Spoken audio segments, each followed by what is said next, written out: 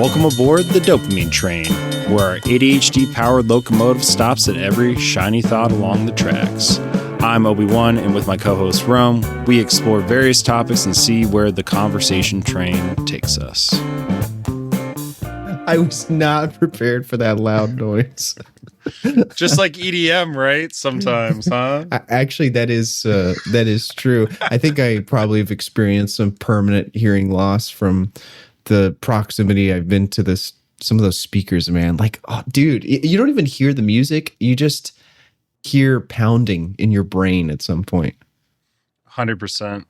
So our today's topic is EDM music because Rome and Obee Won both were into the scene in the early 2010s and throughout college. I'd also like to tack on traveling as well, because I feel like in many ways EDM festivals especially are sort of traveling experiences. You know, there are a few around here in California, but for the most part, it's kind of an adventure when you go to one. So I guess I'll start off by asking where the most exciting places that you've traveled to, Obi-Wan. Oh, interesting. Like for EDM or for just in general? Just in general. I'm like pondering. Moat. I know you've been to a lot. Yeah, it's just like they're very different. So like coolest one would have been St. Petersburg, I would say, is the most like different. You went to Russia? Yeah. I didn't know that. So Grandmama's, bless her heart and soul, when my grandfather finally succumbed to bone marrow cancer after 7 years, she started traveling. And so she had traveled so much and cruised so much that no matter where she went, it was the classic buy one, get whoever free. And I was the free. And so for high school graduation that summer, I went to the Baltic Sea. And that was one of the coolest. Everyone's like, why didn't you go to the Mediterranean? I was like, everyone goes to the Mediterranean. Everyone wants to go to like Greece, Italy, be in the warm water. I'm like, let me go to the north, to the Baltic Sea, where if one falls in, you will succumb to hypothermia. That was me 2 years prior. I was one of the normies that went to the Mediterranean Sea on a cruise. So we went to St. Petersburg, and it was one of the coolest experiences because I don't know how to describe it, but architecture and the way people act in public are very telling to how a government is. And our audience is like, what do you mean? So in my experience, when there's a lot of concrete concrete buildings that look like kind of like a prison is very telling of sometimes communist regime a little bit. And then if there's a lot of bricks, sometimes it's like fascist or dictator regime. And so what was interesting about St. Petersburg was on the outside was like, it looked like a literal prison. Concrete, Section 8 housing galore. But once you started going inwards towards the city, that's where you saw the classic architecture of like the onion top churches, very like pre-communism architecture. And so that was kind of like the interesting part. And the other thing too was how subways were set up in terms of size of cars. And you're like, what do you mean by that, Obi-Wan? And what I mean is, so imagine like a New York subway, how like narrow those cars are, like width-wise. In Russia and other countries, those are like double width. that have the, because that's how it was in Czech Republic when I went as well, is it's like the double wide because everyone took public transportation. Because So you're saying the train cars are, they could fit more people on it, like the width, they're wider? yes, they're wider. Okay. And so I found that very interesting as well. Versus like the other places had like brick or wood. Like one of the coolest churches I ever, granted, every place in Europe has a church of some sort that has some sort of saintly, like, I'm trying to think of the right word, saintly holiness to it, or this is, It's dedicated to a specific individual. Dedicated for some odd reason by this saint who died like 2,000 years ago or something like that, or some bizarre reasoning. What was cool in like Sweden, there was a church that like, instead of like having, I don't know which, it's not concrete, but like stone, it was all wood inside. That was kind of unique. Versus throughout Europe, I've seen enough churches that I don't need to go to another one. If that makes any sense. I've never been to Barcelona and seen the, I think it's the Casa Familia. It's the huge Gothic one. Yes, that's still not technically done. Yeah, that's one of the, that is one of the ones I've actually gotten to see, and it is unbelievably ginormous. Right. Let me see what church. Oh, it's the Sagrada Familia. Sorry. Butchered that. And we speak Spanish, which is even hilarious. And we lived in Spain for 5 months because of study abroad, even more. Disastrous. Disastrous. But I think St. Petersburg, Russia. So we talked about the architecture. Now we talk about the people. So people-wise, there was no smiling. And you're probably thinking to yourself, what do you mean, Obi-Wan? In a sense, like, because if you had a totalitarian regime where the police was looking at you consistently, any sort of like offness, plus or negative, positive or negative, you're going to be looked at. So it's like cultural in a sense not to have the emotion in place. That's what the interesting part to me was there wasn't a lot of emotion. The kids would, but the adults were poker face, poker face, poker face. Now, what was the weather like when you were there? Similar. It was cold, wet, damp for the most part. Yeah. And this was back prior, I think 2013. So almost 10 years ago. I am unsure of what the current state is over in St. Petersburg, Russia.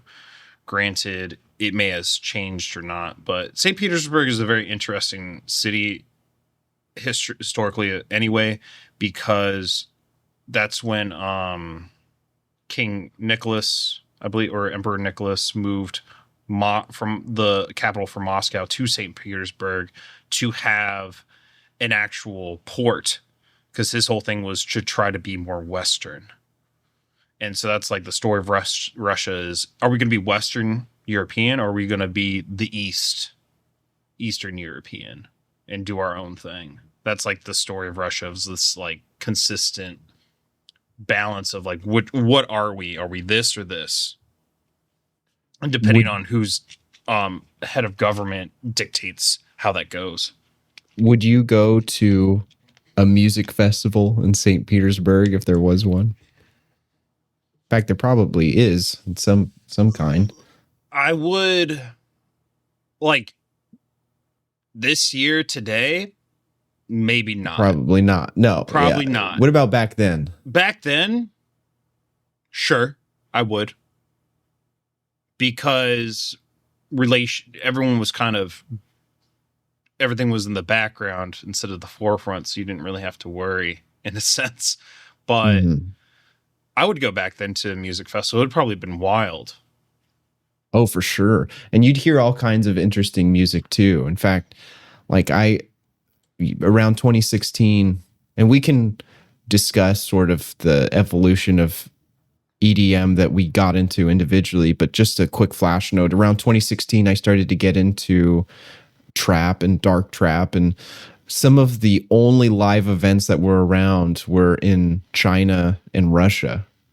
So I think that would have been a real treat to have attended something like that. I don't know if they do anything close to that anymore in the 20s, but during like 2013 through 2016 was kind of the zenith of those underground artists actually branching out and doing live events. I know one that I worked on a music video for, he did a small tour in China, and I feel like if I had been at something like that, that absolutely would have been a unique experience and would have been right up my alley. But that's really cool. So you went to the Baltic, you got to experience Eastern Europe. The closest I've been to that really was just Poland, and I was in Warsaw. So you do have a feeling of that remnant Soviet era architecture, especially in that, I think it's a Capitol building. I'm not sure exactly, but it kind of looms over the entire city and is a grim reminder of the past in many ways. Right. So I imagine you encountered that tenfold when you were in St. Petersburg. And so I know that's okay. So that's traveling, sort of the way. We can circle back to that. But when did you start getting into? I'd love to know when you started getting into electronic music and what sort of the first genre of electronic music was.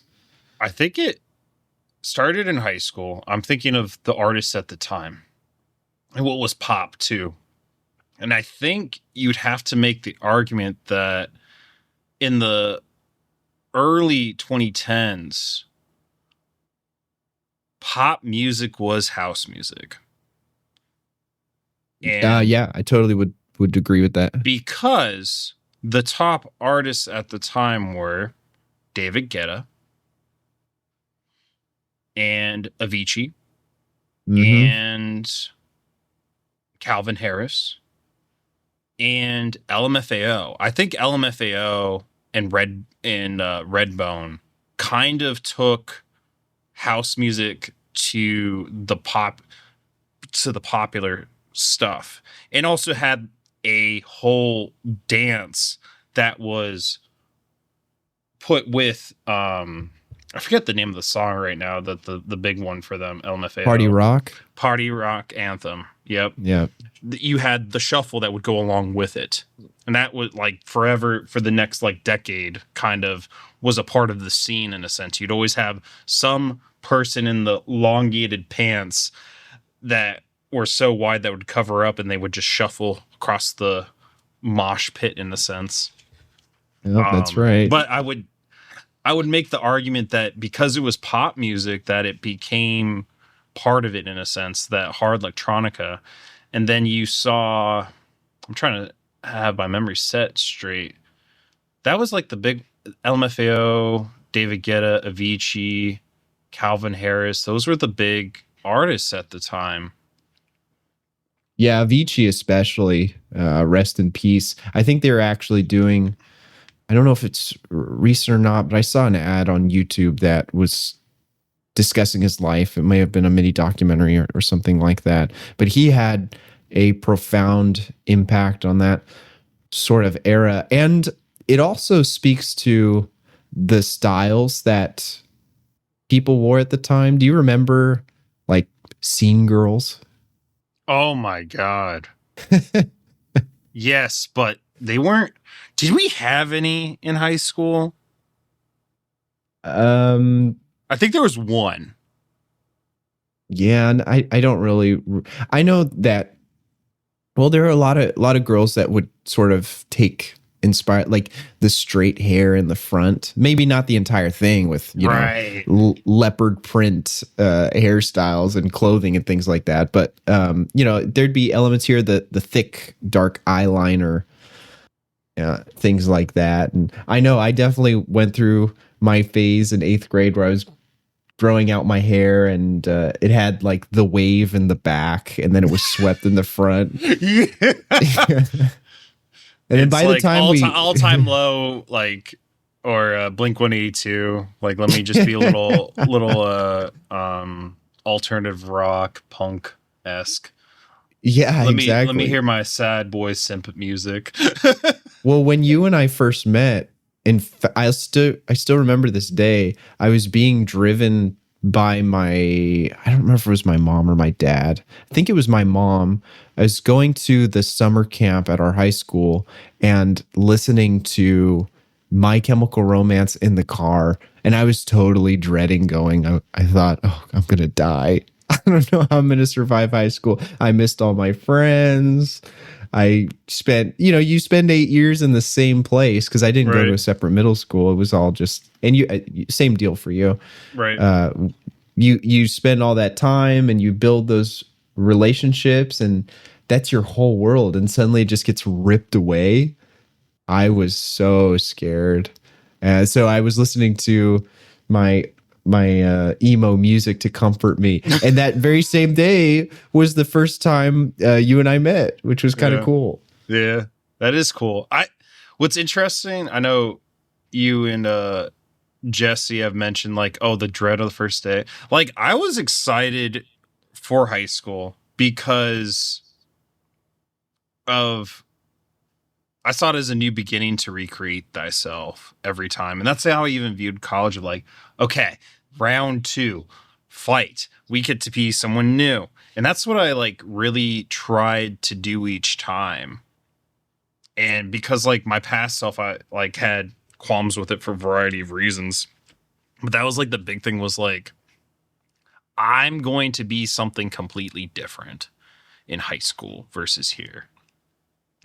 And really like challenged myself to go in an opposite direction that I wasn't like familiar with in a sense. But yeah, high school, miss it, but then don't miss it. If I could go back in time with the knowledge I have now, my God, like that's where, in terms of the interpersonal skills, not Oh, for necessarily, sure. not like knowledge wise, could be the same. Don't care. But in terms of interpersonal skills, I wish I would have said and done many different things differently. Yes, I think if I could go back, I would take more risks than I would have taken currently, possibly. I think I had a pretty great experience as it was, but that's something that I'm also just trying to practice now because as you get older, you realize that finite stretch of time that you have to do things, and the window of opportunity can close rather quickly, and suddenly like, oh wow, I probably won't get to do that again. Granted, we're still young enough where I think a lot of things are still on the table, but when you look at your peers or you see people in positions of getting married or having kids, and that's really great for them, but that also means certain restrictions are probably closing in on their lives. Then you have to really consider what you should be spending your time on, because you won't always get to do that. Like you can't just coast along forever. It's gonna sneak up on you eventually. 100%. Yeah, and that was a really good mentality that you had back then, because starting with that clean slate, I think, didn't really come to me until I'd argue like college. And there are certain points now, like one of the great perks about working in the film industry is every set is that experience over again. I was on a shoot last week for 2 days and met some really nice background actors, and connected with a few of them. But the next one will be a completely new experience. Like it'll probably be new people. It's very rare that you see the same faces on set. Depends on what your type is, your role that you're typically cast as, because they might get the same thing. But there's so many people that are trying to get work that you're more than likely to see brand new faces every time, which is cool. So the fact that you did that so early on that's great. I think that's an excellent mentality that everyone should consider adopting. 100, like yeah, it just depends on the comfortability. That's where I've realized in terms of reflection, like college versus where I'm at now is like I've stayed in comfort for a long time and gone with the flow, and now, or actually, it depends. There were moments when I was traveling for work, I would have to go into new places and like start fresh and do a whole new thing. And I would always try to find, when in my travels, like the local bar that only locals went to, because then I could find for out. Sure. Yeah. Well, because I would try to find the good food. You know what I mean? Of course. Not, because that's where you're going to find out. And so I did that in Florida, and I did that in actually Kansas City of all places. Got some good barbecue down there and such. So it was that's where I think because of my lessons in college, I was able to do that, especially when I was studying abroad. I was taking risks and such. Some better than worse, I would say. I think the biggest risk I took is when I went to go see my friend Eleonora, who lives in Pescara, Italy. And I met her originally at my university and was like, I'm studying abroad. I'll come see you once I'm in Spain. And so planned out the trip, and I was like, hey, and this was all through like Facebook Messenger. And I'm like, hey, Eleanor, I'd love to come to Pescara, but I'm not going to go to Italy and not go to Rome. And so basically she arranged for me to stay with her friend in Rome for like an evening and then see Rome and all that stuff. And then I started messaging Will was his name. And I was like, never met this person, never how to interact it. And I was like, gave him my flight information. I was like, I'll meet you. And he's like, trying to navigate the bus.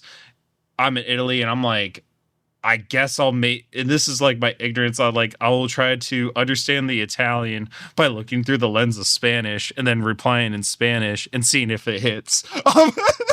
How well did that go? Yeah, we're here now, right? Did they actually understand what you were saying? No, the big thing was I didn't have, this is where public Wi-Fi to me is a huge like public need, because when I flew in, so I took Ryanair from Valencia to Rome.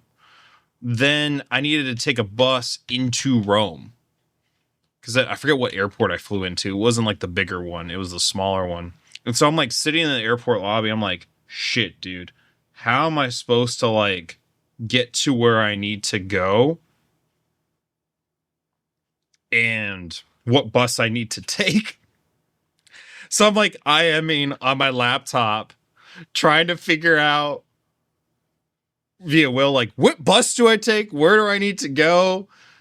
And then trying to do this on my phone too. That was like the phone I bought in Spain to use to like communicate with other Spaniards and things of that sort and pay for a phone bill and all that. It was basically, in a sense, a burner phone that happened to be a smartphone.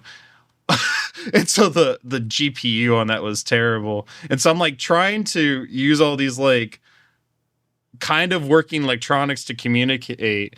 Then I finally figured out what bus I needed to go on, hopped on the bus, got there, again, figured it out, got there, was walking around, and then I'm like, shit, dude, I gotta find where this guy is. Everything looks the same. It's like brick building everywhere that looks, I don't know, European. And so then I'm like messaging him, not getting response because I have to be on Wi-Fi because the plan I paid for was only good for Spain. And so it was a whole thing. Eventually end up finding him. Everything's cool. We go to his house and such, and then drop off my stuff. And he's like, "You want to go for a bike ride?" I'm like, "Sure." And Sure. so I basically saw Rome via bicycle in 2 hours, which was Hell kind of yeah. cool.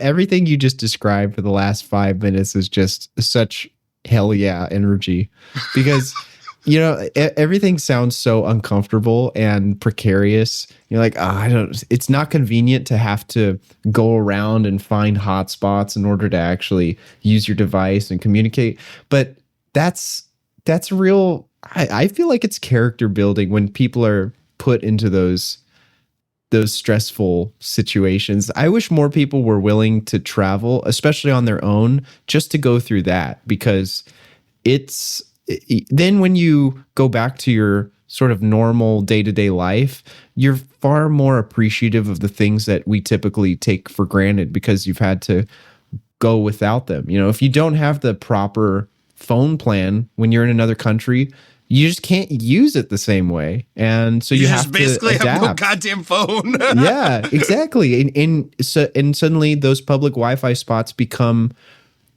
crucial. Like, you can't do anything unless you're at the right place. So you have to plan out everything you're going to do until you find another hotspot again. Or you not necessarily plan out. You have to be tenacious enough to like say not break down and like cry, because it's not working out. Oh, it's over. Yeah, your mom come pick me up. No, mom's not hopping on a flight for 12 hours. So, like, can't drop like $5,000 for that. Hell no. Yeah, that's really cool. The other this is what I knew Spanish at the time was I went to a music festival in Valencia with like my roommates and everyone from like the dorm was going. Oh, here we go. Back on topic. And back on topic. Yes. And so we're having a good time. I get plastered, have a wonderful time. And this is where this is like for me, hopefully sometimes a stand-up comedy thing is so like in Europe, the big thing is pickpockets. And I did get to experience a pickpocket. Oh, no. I had a bag on. They sliced open my bag, took my phone out. And luckily I'd given so I had two phones. I had my American phone and then my Spanish phone. And I'd given my Spanish phone to my friend to hold on to. I don't know why I decided that, but good on me that I did. And so had you been warned about the pickpockets at the time? Could that have been I already why? knew about them, but I was just like under the influence, having a good time, whatever. I was in a toga, to be honest. Oh, I think I've seen pictures of this. I think you have. Because that was the thing, is everyone liked to get like in costume and everything like that for festivals like that. And I was like, I am not spending however much money on a costume when I can take my bed sheet, throw a leather belt on, and then I am a Roman. Like, I'll be honest, I think that image is part of what inspired the topic for today. I was like, what is something that we have in common besides gaming or high school or other stuff? I'm like, Obi-Wan in a toga. Let's talk about that. And so then it gets sliced out of my bag, and then I luckily find my friend, and then he gives me my phone back. And then I'm like trying to, or no, I couldn't find my friend. Couldn't find, my other friends had taken off because they originally had thought I was back at the dorm already.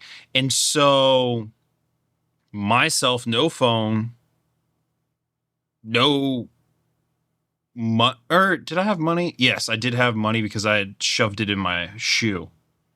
And so I'm like trying to figure out where the hell I am. And I'm like, shit, dude. I'm like about 2 hours out, or no, an hour and a half out walking. And so I'm like, you know what? I got my smokes. We got this good time. We'll figure it out. We'll start walking. So I start walking. And then I'm like asking people on the street, so where is this cross street? Where is this cross street? I think it was like, God, God, what was the street? I think it was like Blanco something or something like that. And I keep asking. And then finally I get someone to tell me like where to go. And then I find my way. And then on the way back, I'm like, you know what? I know where I'm at now. I'm going to stop at this Domino's. I'm going to get a quick pizza and then I'm going to keep going. And then I get back and then everyone's like, where were you at? I'm like, dude, my phone got stolen. And then you all didn't wait for me.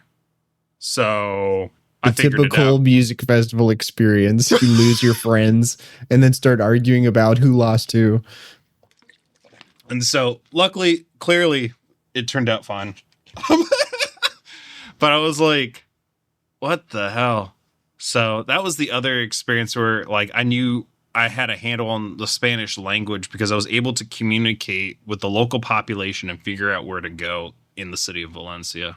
That must feel really good, or felt really satisfying to actually, utilize it in a practical way, especially in a stressful scenario. And so that was one of my like cool experiences. I haven't had like in the last 10 years. I would not say 10 years. The last like 6 years an experience quite like that where I had to just figure it out. Where like things weren't on the line, like my life in a sense, or like safety or things of that sort. So, what kind of music was it? I don't remember, to be honest. I think it was like, because the thing with like Europe and other places that I've noticed is like music will like, how like here, like, oh, the top 100 changes from year to year. Sometimes like the top 100 for a song, like, elsewhere is on there for like 5. So they were still big on Avicii at the time, where it was one of his last albums that he released. Let me see if I can pull it up real quick. What year was this? I studied abroad in the spring of 2014, I believe. So I think he's still around and doing stuff. Yes, he was still around because it was the Days and the Nights were the big one. Okay. So let me see if I can find the lyrics for it. Was house music your first genre of getting into the sort of umbrella of EDM? Yes, specifically Big Room. I was a big person on Big Room. I have some music saved on my Spotify that specifically you referred me to, I think around that time period, like 2013, 2014. I wouldn't doubt it. My big artists at the time were DVBBS. I don't even know if they're still kicking. I'm trying to think. Showtek was another one. I actually saw Showtek in Rochester at a paint party. I don't even know if they do those anymore. Paint party? Paint party, yeah. So there was they took different iterations of name or who was ever running it. So the basic concept was you'd show up in white clothes. Of course, if we haven't heard the theme, I showed up in a toga. And so, showed up in a toga, and they shot paint through the whole crowd on like these huge fire hoses on the whole crowd and sprayed the whole crowd in a sense. Oh, I see. This is very different from what I thought this was like one of those sipping paints where you drink glasses of wine while you draw. No, this was more like I am rolling on whatever drug and coming in. Granted, did not do those kinds of drugs. That was also I will never forget. That was also the time where I saw, like, I was in the bathroom. And then I saw these like group of 3 go into a stall. And then I'm like taking a piss because, we've had some alcohol, had some water, taking my sweet time. Then I turned back. I'm like, again at the urinal. And then I see the security guard come in and like pick them up and escort them out. And then I see one security guard with a needle just up in the air like a fucking knife. And I'm like, aren't these drugs that you do pre-game, not during the game. That is one of the kind of darker sides to events like that, is the amount of drug. And also sometimes you'll see people have a seizure just like right in front of you. That happened. Thankfully, I only saw it a couple of times, but it's kind of traumatizing because you don't know if that person actually lived. You just sit and you'll have the officials come pretty quickly and they'll take care of them. They'll have the paramedics come, but then you have some other jackass who is just standing there filming it or watching it happen. You're like, what's wrong with you? Oh, 100%. And sometimes it's addiction. And like, I always had the mentality of, with house music, like, if I had alcohol or other stuff, it was a plus.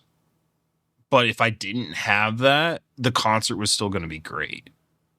Like, I saw I'm trying to think of his name. Papa Gordito. He used to be sponsored by Chipotle. God. Let me see if I can. Oh, Carnage. Carnage was the artist. He actually did a lot of producing for the Migos. Oh, really? Yes. Are you into rap? Or were you at any point? Never been like, oh boy. Like, it really depended on the song, to be honest. Yeah, I hear that. Like, I was into the album. To me, the last good album that Kanye West had was Watch the Throne. Loved that album. Mm-hmm. That's where you have Inward in Paris. You have Watch the Throne. You also have Lift Off. That's a great song with Beyonce. To me, that was like the last good one.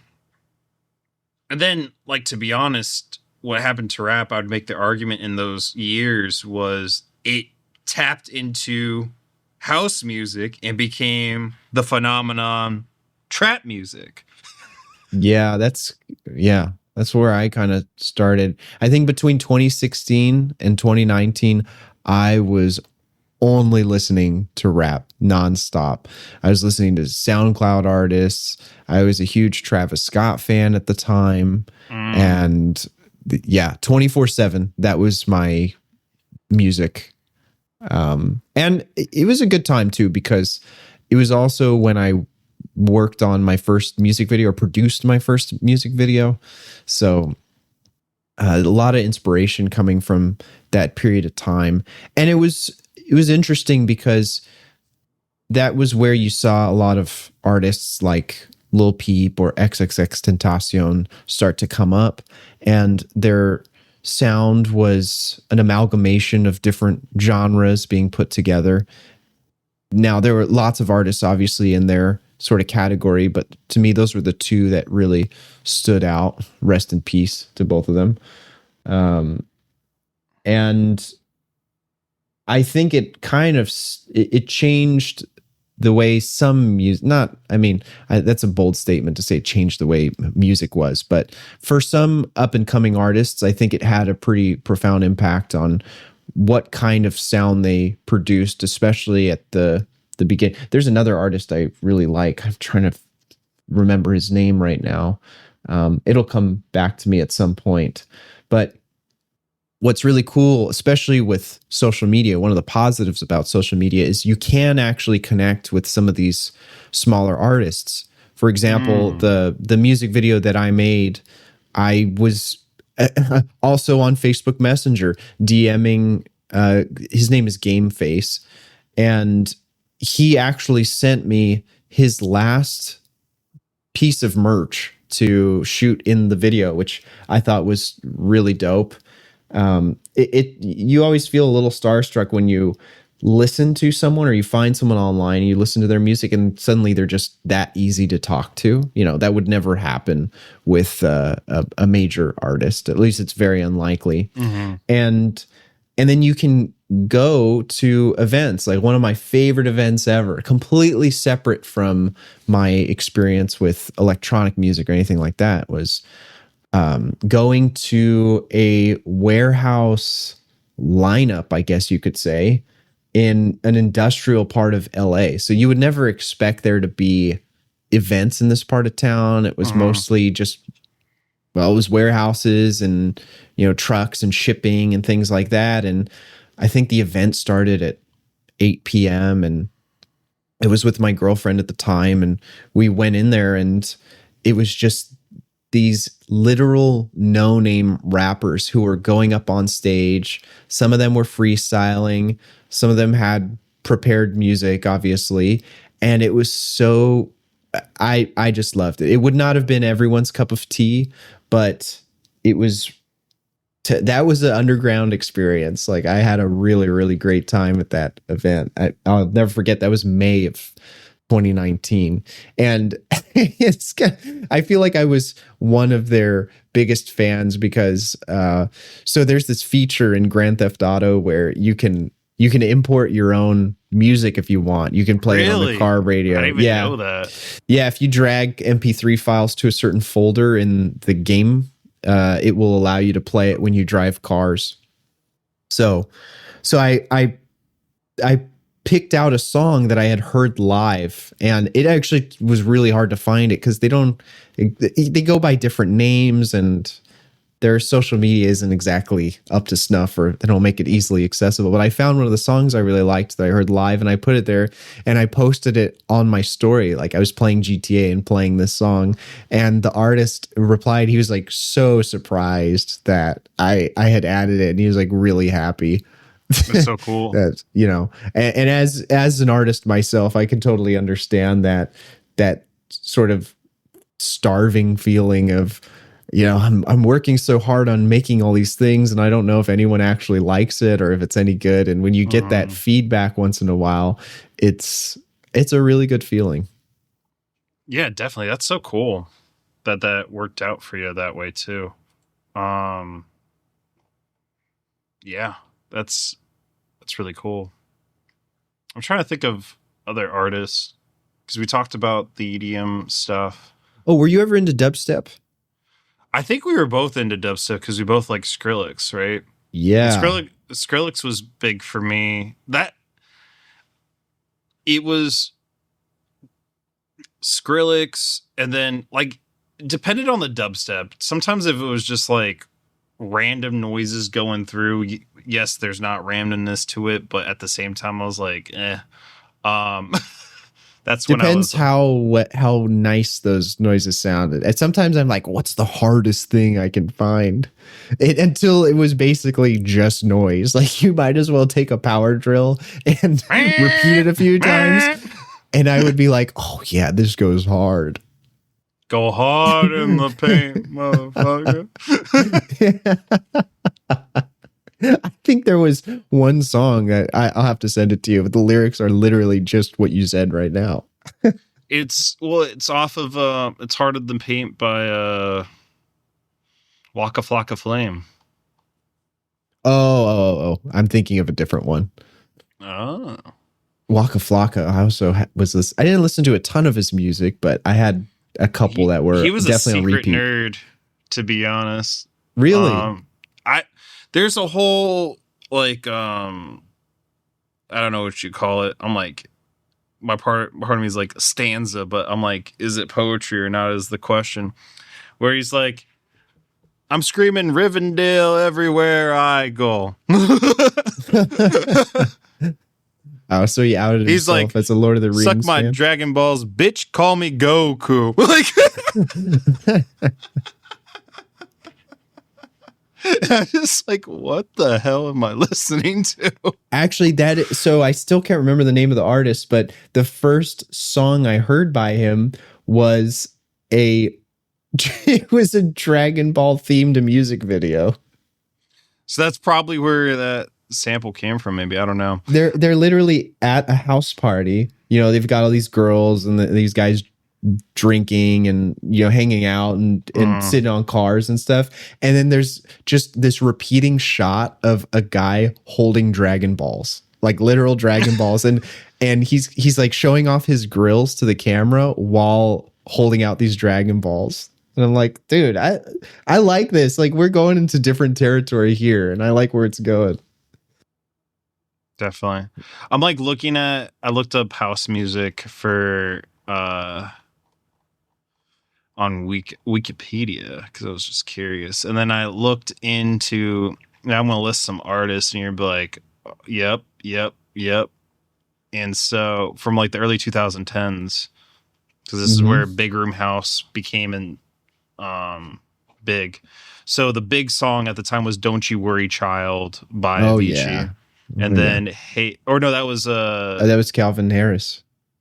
Was that Calvin Harris? Oh, no. It was oh my Swedish gosh. House Mafia. Swedish House Mafia. Yeah, yep. Yeah. And so then you had "Hey Brother, Wake Me Up," "Addicted to You," "The Days, the Nights," "Levels." Levels was the big one for me. Yeah. Levels. And then you had,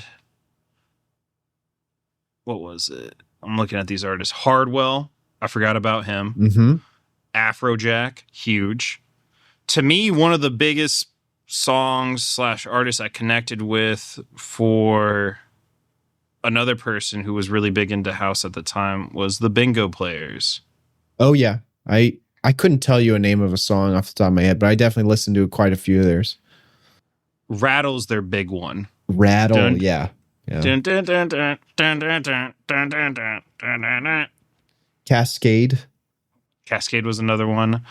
Actually, the first lead role I ever got in a show was from an audition where I used a Cascade song.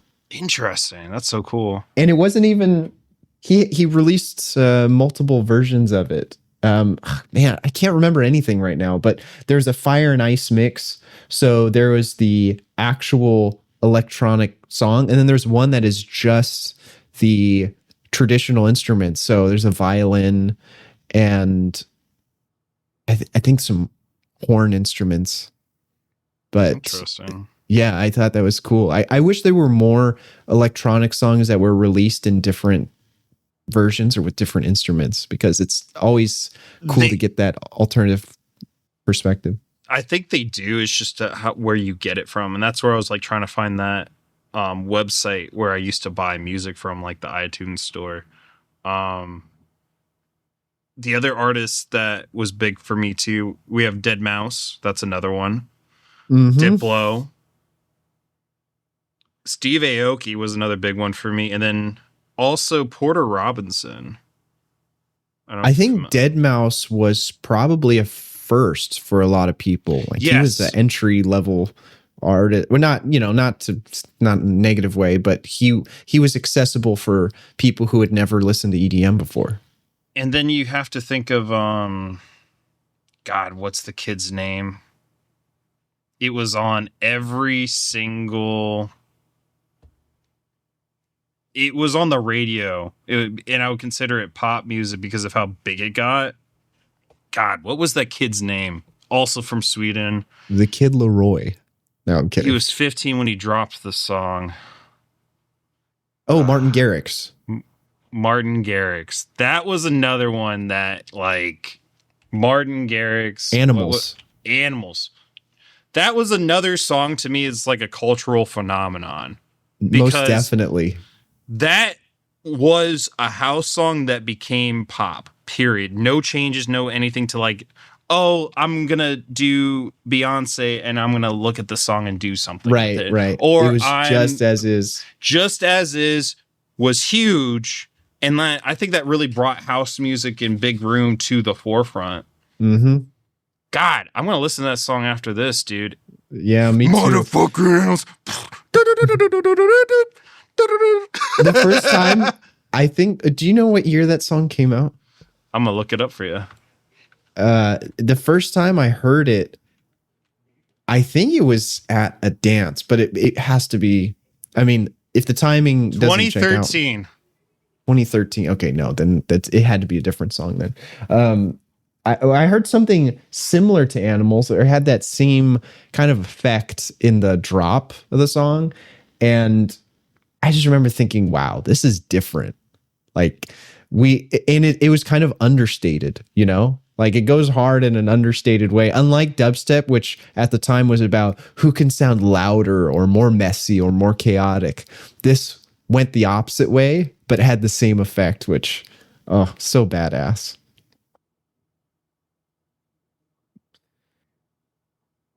So we had dubstep, house music. Oh, were you into? You know, it's funny. I was never really into hardstyle during the 2010s, but after TikTok edits started being a thing, I started really getting into hardstyle, and the way it triggers my brain when I think about video editing and things like that. Were you ever into that genre? I think the only hardstyle music I listened to was from Hardwell, actually. Okay. Because he has this song called Spaceman. Oh, I love Spaceman. Are we alone? Where do we come from? Yeah. Yep. Yeah, that and there's so many good remixes of that song. The hardstyle remix of that is very makes me that's where I'm like, time to shuffle, boyos. I'm sure you've listened to Headhunters. Yes, I believe so. Oh, Tiesto's another one I forgot about. Tiesto. Yeah. So many bangers out there. God, now I'm going to start entering the house phase of dopamine single song this week. What was your first event for house? Yeah, or just in general. I mean, a lot of those events have more. They'll have house and they'll have other stuff too. First event where I was like, house music need to go. I think it was the paint party the first time I went. So that was 2013? Yep. I don't remember who the artist was. I also remember the second time I went was because Showtech was there. Yeah. Showtech was actually one of the first songs I remember hearing. So did you ever go to EDC? No, I did not. That was one of the biggest regrets of my life. Still haven't gone. Oh, I mean, you still go. Is this still going? Still go. Yeah. Been going for like over a decade. Oh my God. Electric Daisy Carnival. Here we go. Let's look at the lineup. It's, I think after, I don't know how many times I've gone, either 3 or 4. I think after the last one, I'm like, yeah, I'm kind of over it. I don't want too many drugs. Well, no, I didn't. I actually never did any of that. Oh, I know. Any festivals I've been to. Well, actually, to your point, yes, that is part of it. I don't like being surrounded by that all the time. Mm-hmm. But also, it's just not great for your body or your sleep. I mean, I know it's only 2 days, but it kind of takes a toll, and you're listening to loud music. The sun is coming up. You're exhausted, and to do that alive. Yeah, well, the heat isn't so bad. I mean, it's in summer and it's in Vegas, so it is hot. It is close to 80 or 90 degrees at night, but it's also at night. You're not getting hit by heavy winds per se. It's just warm while you walk around, which I thought was fine. But I also am just not a fan of the rave experience anymore in general, because it reminds me of going to church.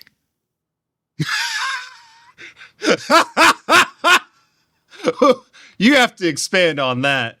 Oh yeah, big I will. Time. Most definitely. So when you go to church, which I went every Sunday from the time I was little to about halfway through high school, when I really started to question religion and those sorts of things, those thoughts.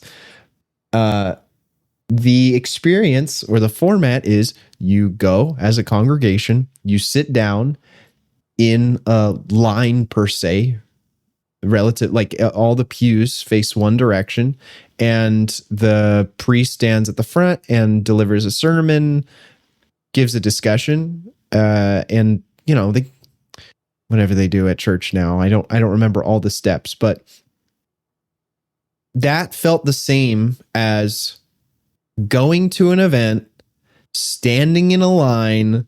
The DJ is not even playing music, just hitting play on his laptop while he, I don't know, finishes a Zen garden at the at the booth, and people just jump up and down and fist bump. And after the 40th time of doing that, I thought, this is kind of lame. It's kind of whack. Like, I enjoy the music. I enjoy using it to make videos. I enjoy the images it creates and the feelings it evokes. But this whole standing around, like waving my hands in the air, this is getting old real fast. And it just feels like oh God, I'm going to sound like a conspiracy theorist or, one of those edgy people. But I just feel like a sheep. Yeah, that just like discredited everything I said, but it really does. Like, I don't enjoy that being a part of the crowd feeling. I never have. Last night I went to dinner with a friend, my mom and my friend's boyfriend, and he asked, he knows that I'm an actor. He goes, "Oh, so do you watch a lot of movies?" And I said, "No, not really. I just don't. I don't enjoy sitting and watching things. Like, I'm not really a spectator type of person. I would much rather be in the movie. I would much rather be on the stage with the DJ doing some, weird stuff, or, performing is what I'm trying to say." But it just reminded me of church. Like, everyone is standing there and they're going, "Oh my gosh, this is so amazing. It's so good." And I'm standing next to them going, is it really that good? Is it that amazing? He just hit play, dude. Like, he's not even performing for you. I actually push back on that, where yes, they do hit play, but there is an art to the tuning of it, right? In a sense. Some of them. Yes. And you don't know which ones. The ones that you brought up, this will be like the last story we share because we're entering that time a little bit. But it reminded me of in college when my buddy was DJing one of the events, and they did their own mock paint party. And I got up on being a part. I thought of, like, I don't want to be in the crowd. I want to be like a participant. Yeah. And so I got up on the crowd. A lot of these, like, campus board of activities or something like that, and the people involved in that who are like playing this were like, "Who the fuck is this kid?" And I'm just like, "I'm his friend that's playing." Like, so, and I was not in a toga at that time.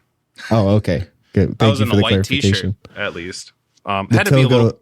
I thought the toga lore was going to be continued throughout each event. Like, I feel like from now on, like, I need, for every concert I go to from this point forward, I just need to wear a toga. Like, have to. Like, be that person. Local event, not even toga themed. They're playing country rock, showing up in a toga. Yes, sir. That'll be on brand. Obee Won toga. Damn straight. That'll be part of our merch in the future. Just dopamine. I mean, it kind of fits because we already have the David statue design involved in there, so it's adjacent. We're Roman for Rome. So, but yeah, that's a lot of good stuff we talked about today. I don't know if you have any like last thoughts you want to mention before we wrap this package up and be done. Not really. Just, I mean, there was a point. I know music is a powerful part of a lot of people's lives, and it's almost a time capsule in some ways of the feelings people had. Like, I don't know if you've had this experience before, but you get a whiff of something, you smell something that maybe you haven't smelt in a long time, and it suddenly triggers a bunch of memories that you had from a different. I know that happened with. So I'll try to keep this brief, but my cousin invited me to go to. It was one of the hard festivals.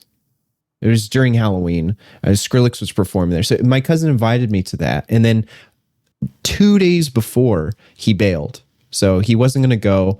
I had a ticket to go still, and I was planning on going still. I wasn't going to just give it up. And I got lucky in that one of the gals in my gymnastics class at the time, this was when I was in college, she was also going. Like, we just happened to talk about it. And she goes, "Hey, do you want to come with us?" And I was like, "Yeah, sure. I'd love to." And to be honest, I kind of had a crush on her. I thought she was really pretty. There's the real reasons. Yeah. So I remember I didn't drive at the time. My mom dropped me off at her, this gal's apartment complex in Westminster. And we then carpooled to another friend's apartment where they were doing makeup because it was Hard Day of the Dead. That's right, because they had half of their faces painted with skull makeup, which, it's just another cherry on top. It's one of my favorite makeup looks. So we were hanging out, getting ready. I didn't know any of these people. I hardly knew my classmate at the time, but it was just, you get kind of like the story you told earlier where you were out of your comfort zone. Granted, yours was much more intense. This was just more of a social comfort zone for me that I was stepping out of. And long story short, so we had Four Locos at the time. Oh God! Most rancid drink I've ever had. The unholy, I'm trying to think of the best description of that. Unholy, rancid. Why am I drinking this drink when I could just have a Jaeger bomb and accomplish the same thing? Yeah.